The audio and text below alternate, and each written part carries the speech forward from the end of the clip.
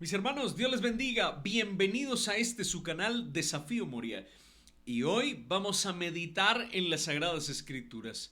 Lo que el Señor quiere que usted y yo aprendamos hoy cuando sabemos que es el tiempo del fin. Estamos viviendo el comienzo quizá de los últimos días de este mundo. Y nosotros lo podemos evidenciar en los noticieros, en la naturaleza, lo podemos ver en todas las cosas que están aconteciendo en el mundo. Y si usted también lo ve de esa manera, por favor no se despegue de este video y juntos estudiemos la palabra del Señor. Así que voy a invitarle a que cierre sus ojos y vamos a elevar una plegaria al cielo. Oremos. Maravilloso Señor, te damos gracias. Nos das la oportunidad preciosa de venir a ti para encontrarte por medio de una súplica, Señor. Ese canal precioso de comunicación que Cristo Jesús nos enseñó mientras estuvo en esta tierra.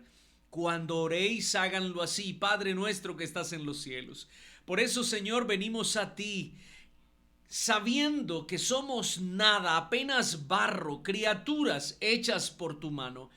Agradecidos porque nos permites llegar hasta tu trono celestial por medio de esta oración. Y te pedimos, Padre, que por favor pongas en nuestra mente y en nuestro corazón el vivo deseo de vivir para ti, Señor, y que tu Santo Espíritu abra, Señor, nuestro entendimiento. Lo suplicamos no habiendo mérito alguno en nosotros, sino en Cristo Jesús, Señor nuestro. Amén.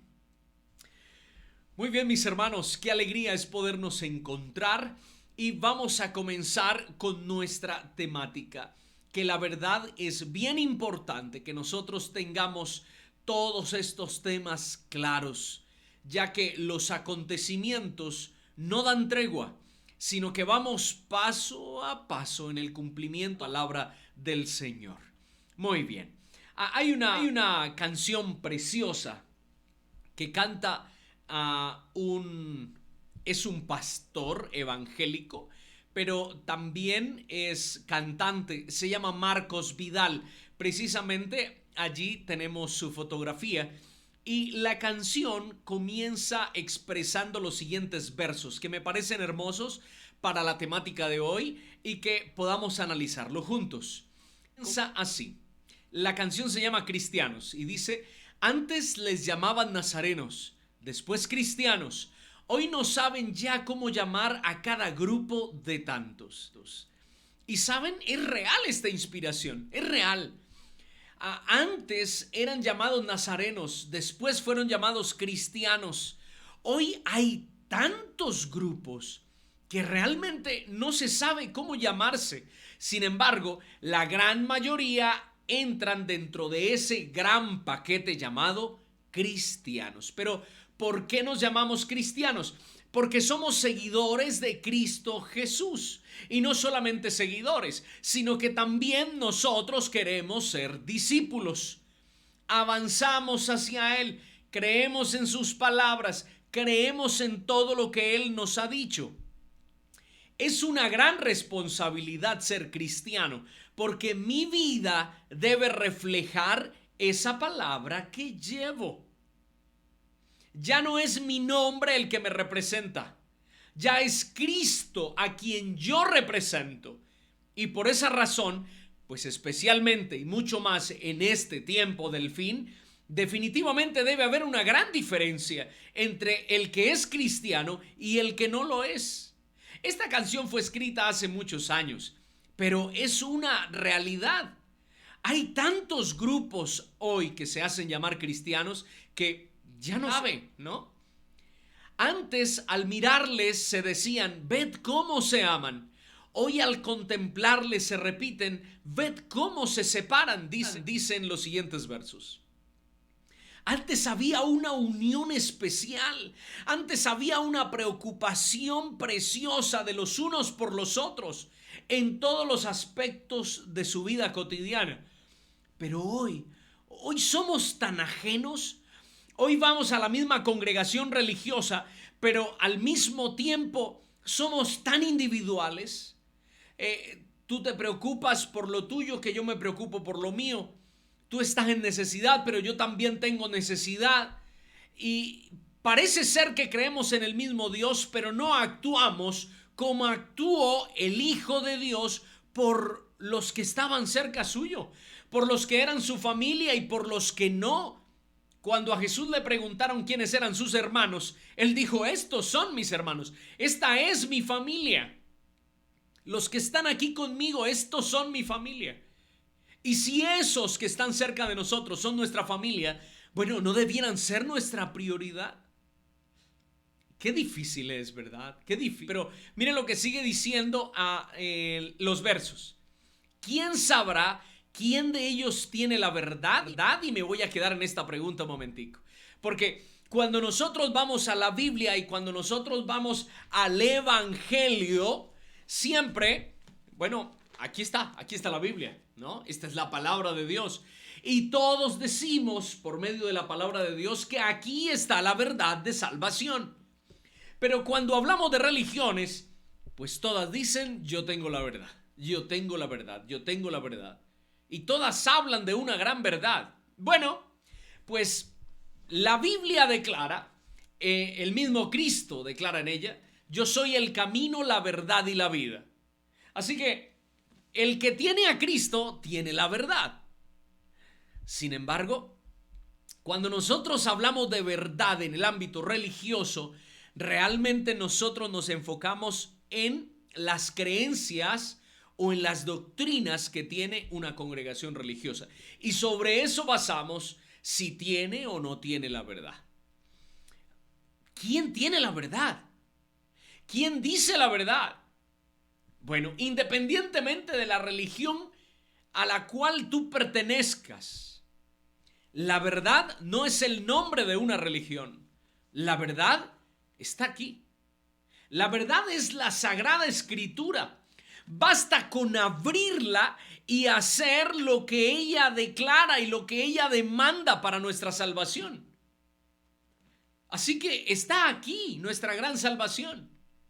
Sin embargo, cuando nosotros vamos a la predicación de las diferentes religiones del mundo, yo les digo algo aquí personal. Les digo algo personal. Cuando yo he visto las doctrinas y las creencias de muchas religiones en el mundo, yo le doy gracias a Dios por el mensaje adventista, porque realmente el mensaje adventista va acorde plenamente a la palabra del Señor, va acorde a la palabra de Dios. ¿Que puede haber errores quizá? Sí, hay errores, pero de todo lo que yo he visto, no hay mensaje más claro y más sencillo acerca del amor de Dios y de nuestra salvación. Así que, buena pregunta, ¿no? ¿Quién sabrá quién de ellos tiene la verdad? Pues mi hermano, independientemente a mi preferencia, a mi idiosincrasia, a mi ideología religiosa, pues usted busque la verdad, está aquí y no tenemos que ir más allá, está aquí la verdad. Entonces, mi hermano, vayamos a ella, hagamos uso de la palabra del Señor, porque muchas veces nosotros creemos estar en la verdad porque alguien nos dice, no porque yo lo haya leído, no porque yo lo haya experimentado, no porque yo realmente lo haya vivido, sino es por la experiencia de otro.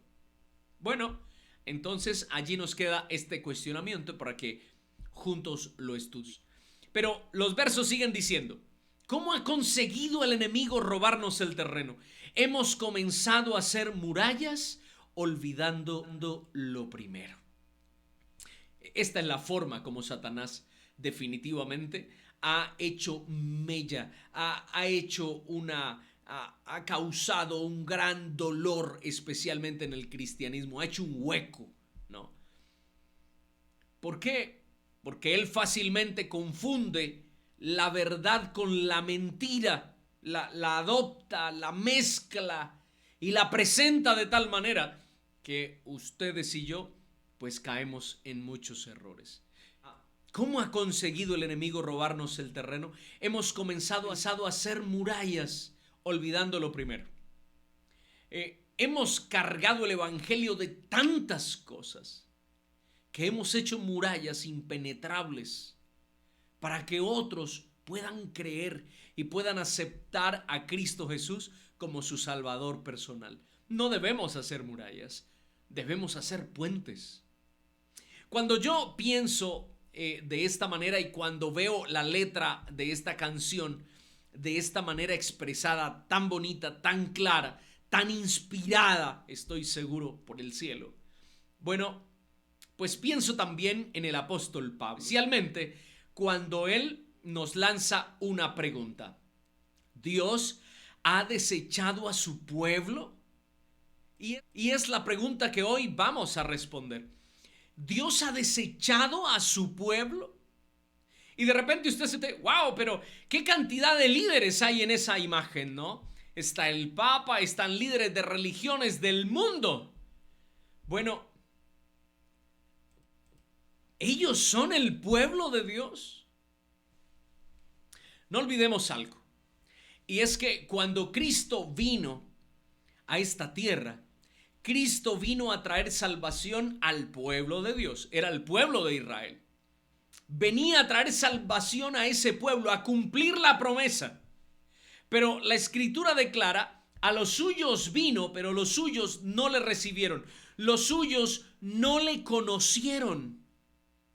Con esa premisa, entonces, ahora, el sacrificio de Cristo en la cruz no solamente trae liberación y salvación al pueblo de Israel, cumpliendo Dios su promesa y su pacto de salvación, sino que ahora también la salvación se extiende a toda la humanidad, a todo aquel que cree.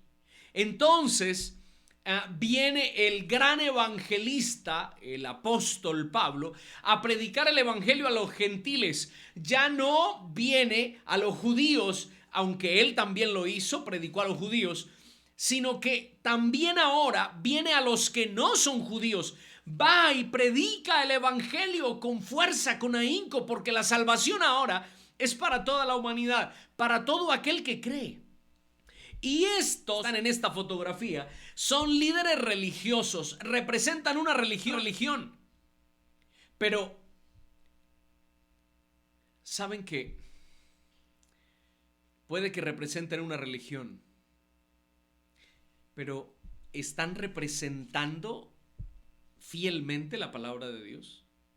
¿Están representando a Dios? Es ahí donde usted y yo debemos hacer grandes conjeturas, ¿no? Pero en medio de todas las personas que creen como ellos o como nosotros, pues hay fieles de Dios. En todas las iglesias hay fieles de Dios y yo lo creo así. En todos los rebaños que hacen o dicen llamarse cristianos, hay un pueblo de Dios. Porque saben una cosa, yo puedo ser adventista del séptimo día, como lo soy, pero puedo estar perdido aún dentro de la iglesia. Tú puedes ser presbiteriano, tú puedes ser pertenecer a la iglesia pentecostal, tú puedes pertenecer a los testigos de Jehová, tú puedes pertenecer a cualquier religión, a la iglesia católica, y puedes estar perdido aún perteneciendo a una congregación religiosa. Entonces, ¿Dios ha desechado su pueblo? El apóstol Pablo responde a esa pregunta. Romanos capítulo 11 versículo 1 dice la escritura, digo pues, ¿ha desechado Dios a su pueblo? Él responde, en ninguna manera, porque también yo soy israelita, dice el apóstol Pablo, de la descendencia de Abraham, de la tribu de Benjamín. Dios no ha desechado a su pueblo, dice el apóstol Pablo, y lo dice con plena seguridad, también pues diciendo, yo pertenezco a ese pueblo, a esa línea sanguínea, ¿no? Pero el apóstol está diciendo, no ha desechado a su pueblo, ni tampoco ha desechado a los gentiles, y por esa razón, pues Él les está predicando. Pero noten algo, el versículo 2 y 3 dicen así: no ha desechado Dios a su pueblo, al cual desde antes conoció. Y a mí me encanta realmente esta declaración del apóstol. Dios no rechaza a su pueblo, al que Él desde antes conoce. Dios me conoce a mí desde el momento en que soy engendrado. Él me conoce, Él sabe quién soy, y no solamente quién soy, sino Él sabe si realmente yo le amo o no. Él lo sabe. Él sabe si tú le amas o no, si tú le sirves o no. Él lo sabe. Nosotros podemos aparentar muchísimas cosas. Nosotros podemos aparentar ser los mejores cristianos, aunque en la realidad no lo seamos. ¿Me hago entender? Pero Él sí conoce nuestra verdadera entrega o nuestra verdadera identidad. Por eso el apóstol dice: al cual desde antes conoció. ¿O no sabéis que dice de Elías la escritura, cómo invoca a Dios contra Israel diciendo: Señor, a tus profetas han dado muerte y tus altares han derribado, y solo yo he quedado y procuran matarme? Y no sé si de pronto usted en la congregación religiosa en la que usted está, quizás usted también ha visto esto, ¿no? Parece que se han derribado los altares de adoración al Señor. Parece que se han derribado los pilares que han mantenido a la iglesia unida, y se han adoptado nuevas formas de alabanza, de adoración, de evangelismo, que Dios no ha querido y que no aprueba. Y quizás usted dice: mira cómo vamos hacia atrás. Ya en el templo no se guarda la misma reverencia que se guardaba antes. Ahora las personas ya no van vestidas de la misma manera reverente al templo, sino que ahora van como sea. No les importa su vestido. Ya no se respeta el templo como ese lugar precioso de adoración, sino que ahora se tienen conversaciones frívolas y demás. Y quizá como Elías, allá quejándose delante del Señor, nosotros también nos quejamos por lo que vemos. Esa música que se está poniendo hoy, ¿cómo es que se alaba a Dios con reggaetón o con vallenatos o con salsa o merengue? ¿Cómo es que esa música se ha convertido en una música de alabanza y adoración cuando esa música se ha creado para otros espacios y otros ambientes? ¿Cómo es que está? Parece que estamos solos, parece que Dios ha desechado su pueblo, parece que no hay una luz en el camino, y es el reclamo de Elías. Parece que todo se ha acabado y ya no queda nada, ya no queda nadie que ame a Dios, tan solo como yo. Y quizás en la honestidad que usted pretende adorar y alabar a Dios, cree también lo mismo, que está solo. Bueno, pues la escritura sigue declarando de la siguiente manera, Romanos 11:4. Pero, ¿qué le dice la divina respuesta? Me he reservado 7,000 hombres que no han doblado la rodilla delante de Baal. Y nota algo, a mí esta declaración me gusta mucho, porque quizá muchas veces nosotros siempre pensamos en la salvación y la asociamos a la congregación religiosa en la que nosotros nos encontramos. Entonces decimos: el que está en la iglesia está salvo, el que está fuera de la iglesia está perdido y condenado. Pero es que cuando Elías habla con Dios y le reclama a Dios, le dice: Señor, han quebrado tus altares, los templos ya no existen, y los que están ahora se convirtieron en abominación, ahora hay ídolos dentro y demás. Ya no queda nadie, ya no hay un pueblo, ya no hay nada. En otras palabras, pues el único que queda en la iglesia soy yo. Pero el Señor le dice: tengo un pueblo de 7,000 hombres que no han doblado sus rodillas delante de Baal. ¿Pueden notarlo? En la iglesia de Elías, por decirlo así, ¿no?, que Elías pastoreaba, Elías dice, no hay nadie, ya no queda nadie, todos se fueron, todos apostataron, todos, la iglesia se acabó, Señor. Pero el Señor le dice, no, Elías, no, estás equivocado. Eso es lo que tú ves y es lo que tú crees. Eso es lo que tú oyes. Pero no es así. Yo tengo 7,000 justos que no han doblado su rodilla delante de Baal. En medio de todos los cristianos del mundo, hay cristianos sinceros en cada congregación religiosa que, más que a depender de la adoración de una congregación, ellos se basan en la adoración bíblica y han creído y han avanzado hacia Dios sinceramente, creyendo sinceramente. Entonces, no estamos solos. Entonces hay un pueblo especialmente que ama y adora a Dios de verdad, que lo hace sinceramente. Entonces las palabras de Dios se convierten en una realidad y el apóstol sigue hablando. En Romanos 11:5 dice, así también, aún en este tiempo ha quedado un remanente escogido por gracia. Aún en este tiempo, dice el apóstol, allá, en sus días. Pero esa misma declaración es para nosotros hoy. Aún en nuestro tiempo ha quedado un remanente.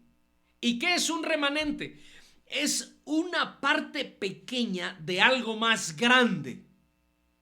Entonces, de todos los cristianos del mundo, de todos aquellos que se hacen llamar cristianos, y ponga en ese paquete a todos los cristianos, cualquier nombre que tenga su congregación religiosa, póngalos todos ahí.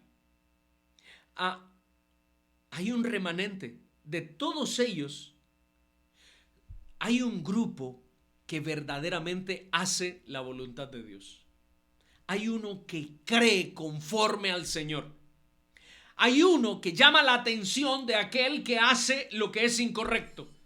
Hay un pequeño grupo, el que dice, no, esa no es la forma de adorar, esa no es la forma de alabar. Hay un grupo pequeño, el que dice, es que el templo es un lugar de adoración y ese lugar santo es porque la presencia de Dios está allí y lo hace valer como tal. Hay un pequeño grupo, hay uno de todos esos cristianos que hace la voluntad de Dios. La pregunta es, no es ¿a qué iglesia tú asistes? ¿O qué fe profesas? ¿Estás haciendo la voluntad de Dios? ¿Estás obrando conforme a la voluntad de Dios? ¿Estás leyendo la escritura no para tener una excusa, sino para hacer lo que Dios demanda que hagamos? ¿O hay cosas que obviamos y decimos, es que eso que dice no me gusta, eso lo podemos dejar y mejor lo acomodamos de esta manera? Así somos nosotros, somos muy facilistas. Queremos que el evangelio sea tan fácil para nosotros. Caín así lo pensó. ¿Por qué sacrificar un cordero cuando yo puedo ofrendar a Dios lo mejor que hay en la tierra?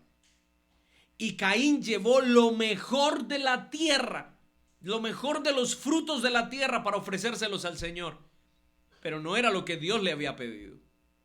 Y quizá nosotros, estando en una congregación religiosa, le estamos llevando a Dios los mejores frutos de la tierra, pero no lo que Dios nos ha pedido que le entreguemos, que le demos, que le ofrezcamos.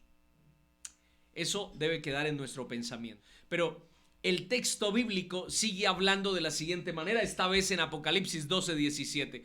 Es un remanente, ¿no? Entonces el dragón, Satanás, se enfureció contra la mujer, la iglesia, y salió para hacer guerra contra el resto de la descendencia de ella. Y subrayé esta parte del texto precisamente para poder volver a repetir esta frase. El resto de la descendencia de ella, ¿no? Noten algo. Si Satanás es el dragón y si la iglesia está, y si la mujer está representando la iglesia, dice que Satanás se va a hacer guerra no contra toda la descendencia de la mujer, no contra toda la descendencia de la iglesia, sino con el resto. O sea, con unos pocos, no con todos. Pero ¿contra quiénes Satanás va a hacer guerra? No, la escritura allí lo declara. Los que guardan los mandamientos de Dios y tienen el testimonio de Jesús. Entonces, si la escritura a mí me dice que los mandamientos de Dios son importantes, son valiosos, tanto que son uno de los conflictos que tiene Satanás con aquellos que los guardan, bueno, ¿por qué no guardamos nosotros los mandamientos? Solo guardamos unos pocos, los que nos conviene. O mejor dicho, guardamos 9 de 10, son importantes, 9 de 10. Y no se sorprenda, porque es real. Nosotros decimos, amar a Dios, claro que sí, nosotros lo amamos. Nosotros no hacemos imágenes para adorarlas, ¿no? Ahora escuché un discurso que dio hace pocos días, Jesús Adrián Romero, diciendo que la Iglesia Católica no tiene imágenes para ser adoradas y que en las creencias o en sus doctrinas no existe la adoración a las imágenes. Que ellos representaron las imágenes, pero quienes comenzaron a hacer adoración de ellas fueron los fieles, y que no pueden quitar las imágenes porque si no los fieles se van en contra de la iglesia. Mejor dicho, que los católicos no adoran imágenes. Pero ¿qué es lo que nosotros vemos en cada festividad? La adoración a ellas. No oran a Dios, oran a la imagen, se arrodillan a la imagen, besan los pies de la imagen, las manos de la imagen. Bueno, eso con respecto a la fe católica, ¿no? Pero es una falla doctrinal que tiene esa iglesia. Bueno, hay otras congregaciones religiosas que tienen otras fallas. El asunto es, ¿qué importa cuáles son las fallas que tienen las iglesias? Realmente en este aspecto a mí no me interesa. ¿Qué me interesa? Me interesa hacer la voluntad de Dios. Y la voluntad de Dios está expresada aquí, mis hermanos. Ahora, Apocalipsis 12:17 dice que Satanás va a hacer guerra contra el resto de la descendencia, no contra todos los de la descendencia de la mujer, no contra todos los hijos de la iglesia, sino contra unos pocos, contra los que guardan los mandamientos de Dios y tienen el testimonio de Jesucristo. Pues hermano, usted ya sabe qué es lo que tiene que hacer. Debemos guardar los mandamientos de Dios. No para salvarnos, porque nada podemos hacer para nuestra salvación. Es para hacer la voluntad de Dios. El mismo Cristo declaró: si me amáis, guardad mis mandamientos. No para salvación, es obedeciendo a nuestro Salvador. Ahora, miren lo que dice allí la Escritura precisamente. Romanos 11:6 declara: y si por gracia, ya no es por obras. De otra manera la gracia ya no es gracia. ¿Y qué es gracia? Es regalo. Nosotros fuimos salvados por gracia. Cristo Jesús murió en la cruz del Calvario y por su gracia, por su amor, por su misericordia y su bondad, nos ha dado a nosotros una oportunidad de salvación. Por gracia. Es un regalo inmerecido. Nada puedo hacer yo para salvarme, nada. Cristo lo hizo todo. No es por gracia. Es por gracia. No es por obras, dice la Escritura, para que nadie se gloríe. ¿Recuerdan ustedes al sacerdote y al publicano que estaban en la iglesia? O al levita y al publicano que estaban en la iglesia. Estos dos oraban ¿no? El sacerdote o el levita decía: Señor, gracias porque yo sí doy diezmo y ofrendo. Señor, gracias porque yo no soy como este que está aquí, ladrón, mentiroso. Gracias, Señor, porque yo sí ayudo a los demás. Gracias, Señor, porque yo. Y se exaltaba a sí mismo. Y el publicano, aquel considerado ladrón, oraba y decía: Señor, no tengo ni la capacidad de levantar mis ojos a ti. Yo soy pecador, lo reconozco. La Biblia dice que de ellos dos, la oración que fue atendida por el cielo fue la del publicano. Es que no hay nada que yo pueda hacer para salvarme. Dios ya me salvó por medio de la sangre de Jesucristo en la cruz del Calvario. Lo que yo debo hacer ahora es aceptar esa salvación. No es por obras, es por gracia. Pero siendo por gracia, el Señor aquí en la Biblia me ha dado una manera de vivir. Entonces, pues yo debo seguir las normas del cielo. ¿No lo cree usted? Yo lo creo así. Mira lo que sigue diciendo la Escritura. Y si por obras ya no es gracia, de otra manera la obra ya no es obra. Si fuera por obras, entonces la salvación por gracia ya no sería gracia. Entonces ya alcanzo la salvación por lo que yo haga, está diciendo el apóstol Pablo. Pero pues la Biblia lo deja claro. La salvación no es por obras, es por gracia. Y gloria a Dios por eso. No tengo que hacer nada para salvarme. Nada tengo que hacer. Lo único, pues, es venir a los pies del Señor y decirle: Señor, ayúdame. Señor, perdóname. Señor, intercede por mí. Señor, por favor, ten misericordia de mi vida. Es lo único que yo debo hacer todos los días. Además de eso, pues seguir sus consejos. Y aquí hay muchos. Pero nosotros estamos siguiendo lo que Dios nos dice que debemos hacer. Bueno, esa es una pregunta que solamente usted responder. Pero mira lo que sigue diciendo la Escritura. Romanos 11, 7 al 10 dice: que pues lo que buscaba Israel no lo ha alcanzado, pero los escogidos sí lo han alcanzado y los demás fueron endurecidos. ¿Cómo así? Bueno, pues la Escritura aquí es clara. La Biblia dice que lo que buscaba Israel no lo ha alcanzado. ¿Qué buscaba? Pues buscaba su salvación, pero buscaba la salvación por obras.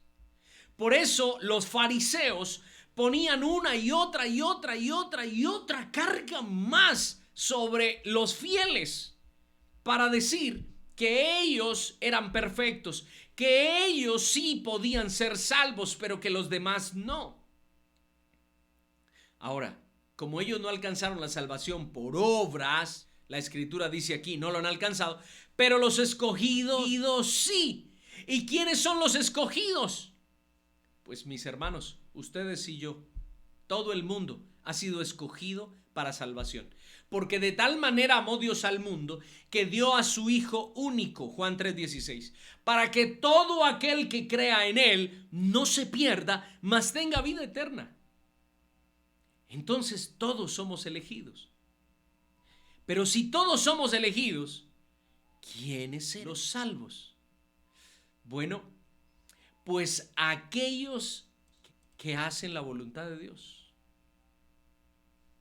Aquellos que obedecen, aquellos que cumplen con lo que Dios nos está pidiendo diariamente.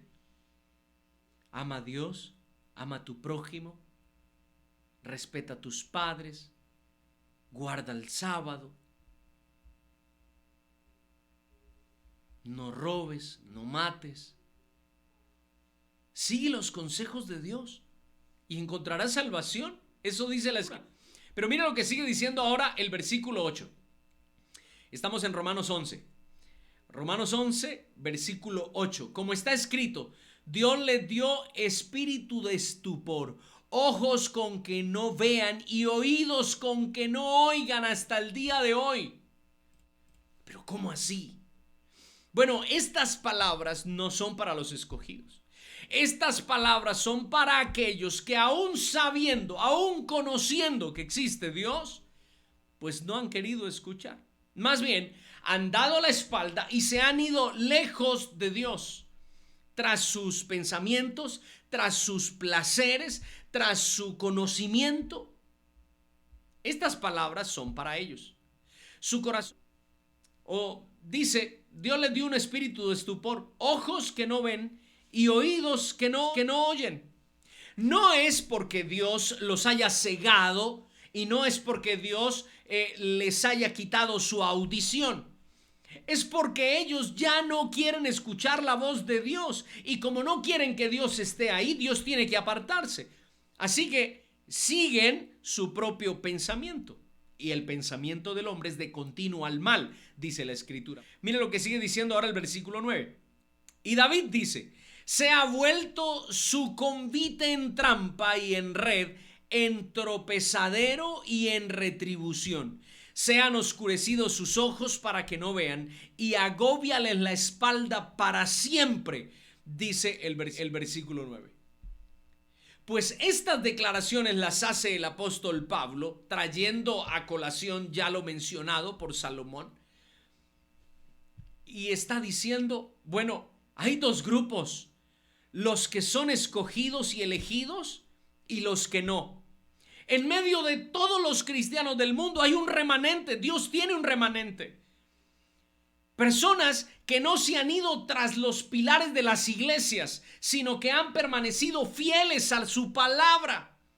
Así como Dios le dice a Elías: ¿tú crees que estás solo? No. Porque parece que en la lista de la iglesia pues ya no hay gente, ya todos se fueron, ya todos abandonaron la fe. Yo tengo 7,000, le dice el Señor, 7,000 que no han doblado sus rodillas a Baal.